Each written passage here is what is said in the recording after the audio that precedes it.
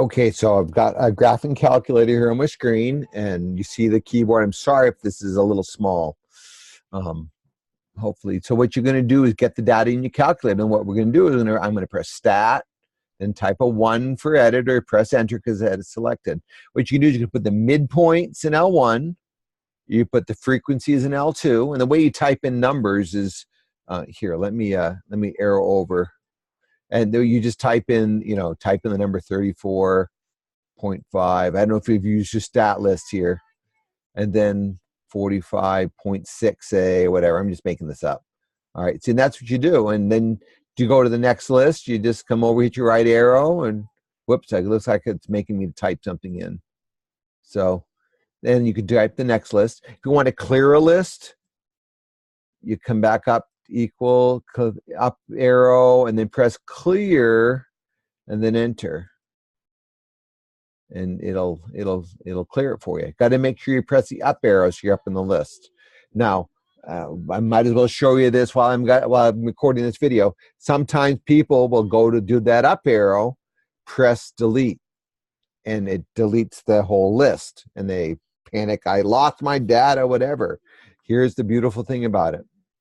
Quit your screen, do stat, see number 5, setup editor, just press 5, press enter.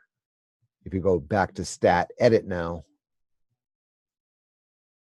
it's all back. There's your L3 we just deleted.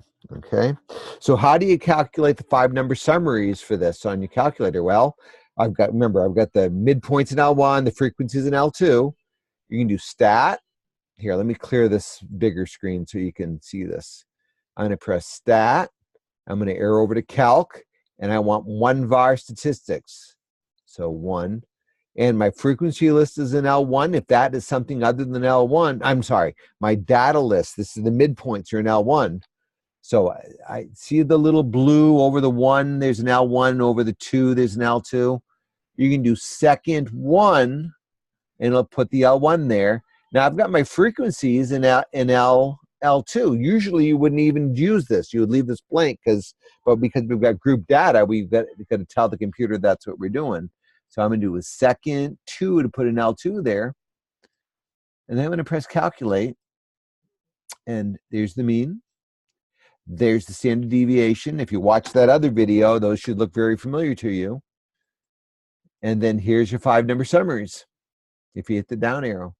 So it's pretty sweet. This feature is really nice in the calculator. There's probably an applet online that'll do this. I've never bothered to find one.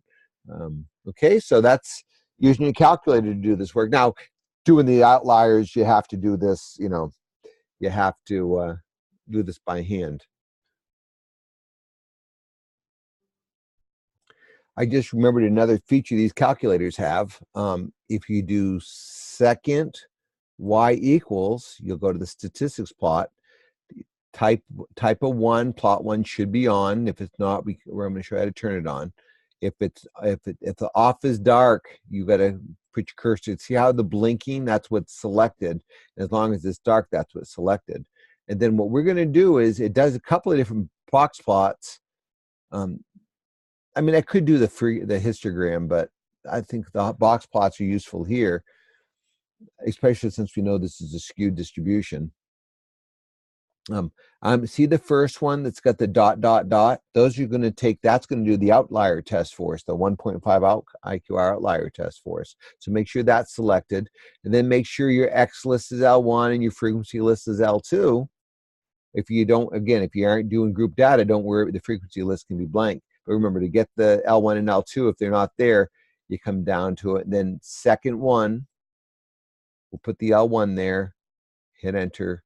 Second 2, we'll put the frequency, and whatever the mark is, whatever your call is, that's your call. But then just do a zoom 9. If you do zoom 9, that is zoom stats. I'll scroll down, but you can just type the 9. This will set the window to fit your data. And there we go.